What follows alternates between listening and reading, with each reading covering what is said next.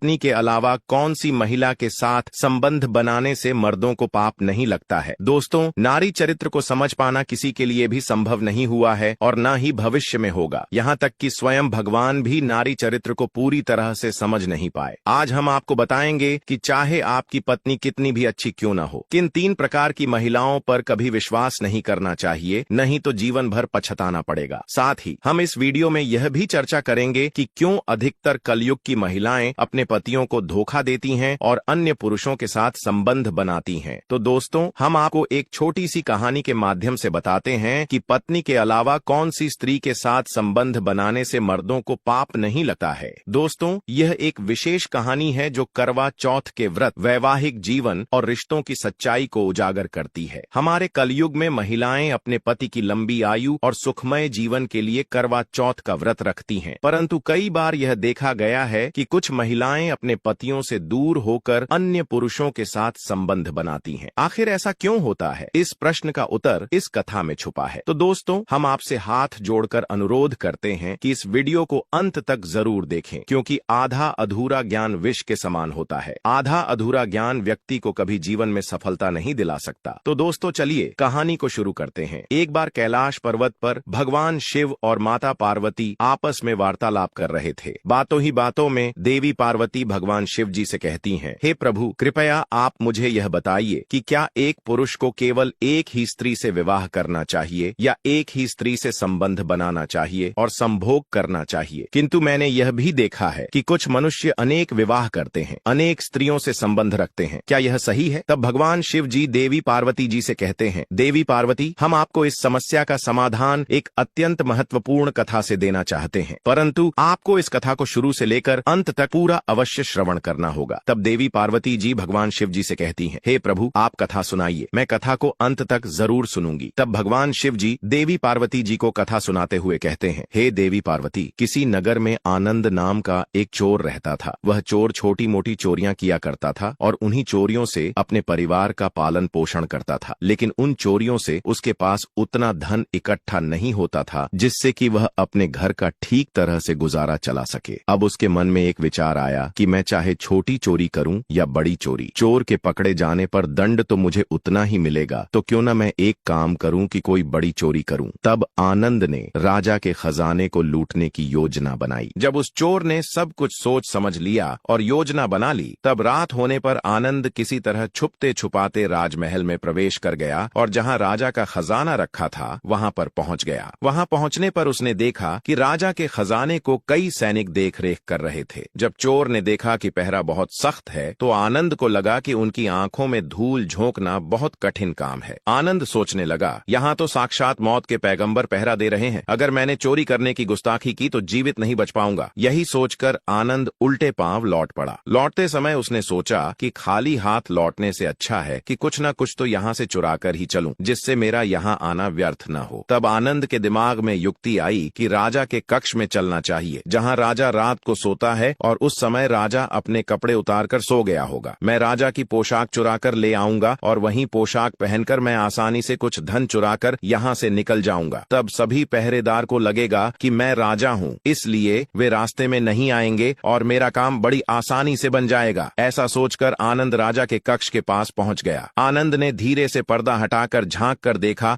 तो अंदर का नजारा देखकर आनंद हैरान रह गया। उसने देखा कि कक्ष में राजा साहब अपने पलंग पर गहरी निद्रा में सो रहे हैं और उनकी रानी अपने पूरे कपड़े उतारे हुए अर्धनग्न अवस्था में पलंग पर बैठी हुई थी। आनंद ने रानी को जागते देखा तो आनंद के हाथ पैर फूल गए। वह एक दीवार से सटकर खड़ा हो गया। वह रानी के सो जाने का इंतजार करने लगा। काफी देर के बाद उसने फिर पर्दा हटाकर देखा कि देखें रानी अभी तक सोई है या नहीं, क्योंकि जब रानी सो जाएगी तो राजा की पोशाक चुराई जा सकेगी। आनंद ने देखा कि रानी उसी तरह अभी भी बैठी जाग रही थी। यह देखकर आनंद कुछ ज्यादा ही घबरा गया। हड़बड़ी में बाहर उस चोर के हाथ से एक गुलदस्ता गिर गया। गुलदस्ते की आवाज सुनकर राजा तो नहीं जागा, लेकिन रानी तुरंत तलवार लेकर बाहर आ गई। उसने वह तलवार आनंद की गर्दन पर रख दी और बोली, कौन है तू और यहाँ किस लिए आया है? सच सच बता, वरना तुम्हारा सिर अभी कलम कर दूंगी। मित्रों, आनंद डर के मारे पसीना पसीना हो गया। वह हाथ जोड़कर गिड़गिड़ाते हुए बोला, रानी साहिबा, मेरी जान बख्श दीजिए। मैं एक गरीब चोर हूँ और चोरी करने के उद्देश्य से मैं यहाँ आया था। मैं इधर उधर छोटी मोटी चोरी करके अपने परिवार का पालन करता हूँ। आप मुझे मार देंगी तो मेरे बच्चे अनाथ हो जाएंगे। मैं वचन देता हूँ कि इस बार मुझे छोड़ दें। मैं कभी इधर मुड़कर भी नहीं देखूंगा। मेरे छोटे छोटे बच्चों पर रहम करो। आनंद को अत्यंत भयभीत और गिड़गिड़ाते हुए देखकर रानी ने आनंद को माफ कर दिया और बोली, सुन, तुझे मैं एक शर्त पर छोड़ सकती हूँ। मैं इस समय काम वासन से पीड़ित हूँ। अगर तू मेरे साथ शारीरिक संभोग करेगा तो मैं तुझे यहाँ से जाने दूंगी। अगर तूने ऐसा नहीं किया तो मैं तेरा सिर काट दूंगी। रानी की अनोखी शर्त सुनकर आनंद और भी ज्यादा घबरा गया। कहने लगा, रानी जी, यह आप क्या कह रही हो? जरा थोड़ा तो लिहाज करो। मैं एक चोर हूँ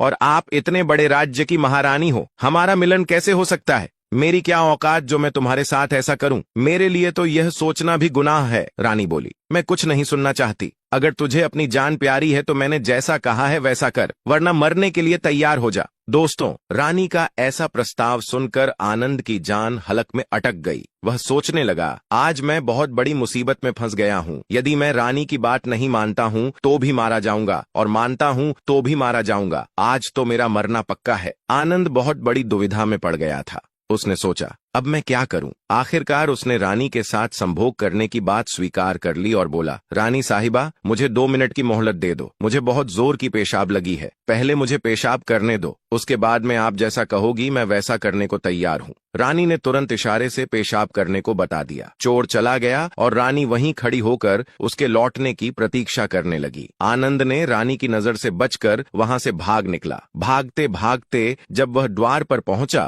तो द्वार पर जो चौकीदार खड़ा था उसने उस चोर को पकड़ लिया। पहरेदार ने भी उस चोर से बड़े सख्त लहजे में पूछताछ की। उस आनंद चोर ने पहरेदार को सारी बात सच सच बता दी कि मैं एक चोर हूं और यहाँ पर चोरी करने आया था। रानी ने मुझे पकड़ लिया और रानी ने मुझे छोड़ने के बदले में एक शर्त रखी है कि वह मुझे तभी छोड़ेगी जब मैं उसके साथ शारीरिक संभोग करूंगा। इसीलिए मैं पेशाब का बहाना बनाकर वहां से भाग आया हूं। जब पहरेदार ने चोर की बातें सुनी तब आनंद उसी तरह गिड़गिड़ाकर पहरेदार से भी छोड़ देने का आग्रह करने लगा। पहरेदार बोला, देख भाई, हम तुझे एक शर्त पर जाने दे सकते हैं और मेरी शर्त यह है कि तुम्हें फिर से रानी के पास लौटकर जाना होगा और रानी से कहना होगा कि मैं तुम्हारे साथ शारीरिक संभोग करने के लिए तैयार हूं, किंतु उससे पहले तुम्हें अपने हाथ से राजा को मारना होगा। उसके बाद हम तुम्हें जाने देंगे। पहरेदार की यह शर्त आनंद को और भी ज्यादा कठिन लगी। आनंद ने सोचा, अगर पहले ही मैं रानी के साथ संभोग कर लेता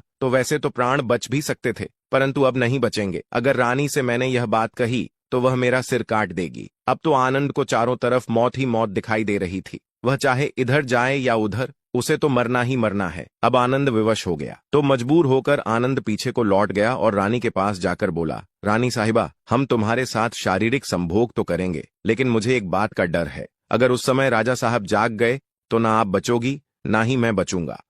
राजा साहब हम दोनों को मार डालेंगे। इसलिए मेरे साथ संभोग बनाने से पहले तुम्हें एक काम करना होगा। तुम अपने हाथों से ही राजा का सिर काट दो, फिर हम निर्भय हो जाएंगे और सुखपूर्वक संभोग कर सकेंगे। अगर तुम इतना काम कर सको तब तो मुझे तुम्हारी शर्त मंजूर है, वरना मैं तुम्हारे हाथों से मरना उचित समझूंगा। आप मुझे मार दीजिए। रानी काम वासना में वशीभूत थी। रानी आनंद से कहने लगी, ठहरो, ये कितनी बड़ी बात है। मैं अभी राजा साहब को मौत के घाट उतार देती हूं। इतना कहकर रानी ने दोनों हाथों से तलवार पकड़ी और सोते हुए अपने पति की गर्दन को काट दिया। कहते हैं ना, जिनका मन काम वासना के वशीभूत होता है वे उस समय अंधे हो जाते हैं। वे उस समय अपने सबसे प्रिय मनुष्य की मृत्यु भी कर सकते हैं, कुल का विनाश भी देख सकते हैं, खुद को बंधन में भी डाल सकते हैं। उस समय वह काम वासना में अंधे होते हैं। दोस्तों, रानी ने जब अपने हाथों से अपने ही पति को मार डाला तो राजा के रक्त से पूरा कक्ष लाल हो गया। राजा के रक्त से रानी भी भीग गई थी। इतना भयंकर मंजर देखकर रानी कुछ देर के लिए बेहोश हो गई। उसी समय आनंद को मौका मिल गया। वह वहां से तुरंत ही भाग निकला। इधर सुबह राजमहल में हंगामा हो गया कि किसी ने राजा को मार डाला है, मगर राजा को मारने वाले का कोई पता नहीं चल पा रहा था। सब लोग बड़े आश्चर्य में थे कि सोते हुए राजा को कौन मार गया। इधर रानी भी दहाड़ मार मार कर रो रही थी। इस रहस्य को पूरे राजमहल में केवल एक पहरेदार ही जानता था कि रानी और उस चोर में से किसी एक ने ही राजा को मारा है। परंतु उसने इस बात की चर्चा किसी से भी नहीं की। इधर राजा की अंतिम संस्कार की क्रिया की तैयारी पूरी हो चुकी थी। उधर रानी ने घोषणा की कि वह अपने राजा के साथ सती होना चाहती है। यह जानकर रानी पर किसी ने और भी संदेह नहीं किया कि रानी अगर ऐसा करती तो वह राजा के साथ सती क्यों होती। रानी श्रृंगार करके राजा के साथ चिता पर जाकर बैठ गई। राज्य के सभी अधिकारी राजा की चिता पर एक एक करके लकड़ी रखते जाते थे और उन्हें नमन करके पीछे लौट जाते थे। इस प्रकार से सबसे बाद में उस पहरेदार का नंबर आया। वह पहरेदार भी राजा की चिता पर लकड़ी रखने गया। वह तो इस रहस्य को जानता था। उसने धीरे से रानी से कहा, महारानी, आप तो सती हो जाओगी। इतना तो बता ही दो कि राजा को आपने मारा था या उस आनंद चोर ने। यह सुनकर रानी चौंक पड़ी। वह समझ गई कि इसका मतलब इस भेद को यह पहरेदार भी जानता है। रानी बोली, सुन, राजा को ना तो मैंने मारा है ना उस चोर ने। अगर तुझे यह जानना है कि राजा को किसने मारा है तो तू यहां से चला जा और मैं जो स्थान बताती हूं वहां पर जा। तब रानी आगे बोली, नगर से बाहर पश्चिम दिशा में जंगल के अंदर कुटिया बनाकर एक वृद्ध साध्वी रहती है। वह तुझे इस रहस्य को जरूर बता देगी। पहरेदार को यह रहस्य जानना था, इसलिए वह अगली सुबह ही रानी के बताए गए रास्ते के अनुसार ही जंगल में चला गया। जंगल में पहुंचने पर उसे एक कुटिया दिखाई दी। जब उसने उस कुटिया को देखा तो उस कुटिया के पास एक साध्वी खड़ी थी। पहरेदार ने जाकर उन साध्वी मां के पैर पकड़ लिए और बोला, मां जी, मैं एक रहस्य जानने आया हूं कि राजा की हत्या किसने की। वह साध्वी कहती है, बेटा, अगर तुझे यह रहस्य जानना है तो तुझे एक काम करना होगा। मेरी कुटिया के बाहर एक भेड़ बंधी हुई है। तू अपनी तलवार से उसका सिर काट दे। सिर कटते ही भेड़ का धड़ वहीं गिर जाएगा और वह सिर हवा में उड़ने लगेगा। तू उस भेड़ के सिर का पीछा करते हुए जाना। वह भेड़ का सिर तुझे जहां भी ले जाए वहां पहुंचकर तुझे तेरे सवाल का जवाब मिल जाएगा कि राजा को किसने मारा है। अब तो पहरेदार ने वैसा ही किया। कुटिया के बाहर एक भेड़ बंधी हुई थी। पहरेदार ने अपनी तलवार से उस भेड़ का सिर काट दिया। सिर कटते ही वह सिर हवा में उड़ने लगा। वह सिर उड़ता हुआ उस पहरेदार को एक भयंकर वन के बीच ले गया। उस वन में गुफा बनी हुई थी। उस गुफा के द्वार पर जाकर वह पहरेदार सोचने लगा कि इस जंगल में तो कोई मनुष्य भी नहीं दिखाई पड़ रहा है। यहां भला मुझे कौन राजा की मौत का रहस्य बताएगा। वह गुफा के द्वार पर खड़ा खड़ा यही सोच रहा था। वह गुफा एक बड़े ही भयानक राक्षस का था। वह राक्षस अपनी बेटी के साथ उसी गुफा में रहता था। रात हो चुकी थी। राक्षस उस समय अपने भोजन की तलाश में कहीं बाहर गया हुआ था। गुफा के अंदर केवल उसकी बेटी मौजूद थी। इधर जब राक्षस कन्या को किसी मनुष्य की गंध मालूम पड़ी तो वह द्वार पर निकलकर आई और उसने देखा कि एक नौजवान गुफा के बाहर द्वार पर खड़ा है। राक्षस कन्या ने सोचा कि यह कोई मनुष्य मालूम पड़ता है। अगर मैंने इसे मारकर खा लिया तो मेरे एक समय की भूख मिट पाएगी, और अगर मैंने इसे जिंदा रखा तो यह नौजवान मेरे बहुत काम आएगा। राक्षस कन्या ने तुरंत एक बहुत सुंदर लड़की का रूप धारण कर लिया और उसके सम्मुख पहुंच गई। इतनी सुंदर स्त्री पहरेदार ने पहले कभी नहीं देखी थी। वह पहरेदार उसे देखते ही उस पर मुग्ध हो गया। लड़की भी उसे अपने रूप से मोहित करने के लिए ही आई थी। राक्षस कन्या उसे अपनी गुफा में बुलाकर ले गई और उसके साथ खूब संभोग किया। इधर जब राक्षस के आने का समय हुआ तो उस राक्षस की लड़की ने उसे मक्खी बनाकर दीवार पर चिपका दिया। राक्षस ने उस लड़की से पूछा, बेटी, मुझे किसी मनुष्य की गंध मालूम पड़ रही है।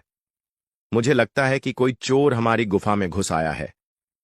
तब बेटी बात बनाती हुई बोली, पिताजी, कैसी बातें कर रहे हो? हमारे होते हुए कौन मनुष्य यहां आने की हिम्मत करेगा? मैं तो उसे कच्चा चबा जाऊंगी। इस तरह उसने राक्षस को उल्लू बना दिया। अब तो वह राक्षस कन्या रोज उसे रात होने पर पुरुष बना लेती थी और उसके साथ बहुत रात तक बातें करती थी और शारीरिक संबंध भी बनाती थी, और दिन निकलने पर मक्खी बनाकर दीवार पर चिपका देती थी। इस प्रकार पहरेदार को राक्षस की गुफा में रहते रहते काफी दिन बीत चुके थे। उसे अपने घर की और बच्चों की याद आती थी, पर वह उस राक्षस कन्या के चंगुल से नहीं निकल पा रहा था। एक दिन उसे मौका मिल गया। वह किसी तरह रात में वहां से भाग निकला और भागते भागते कई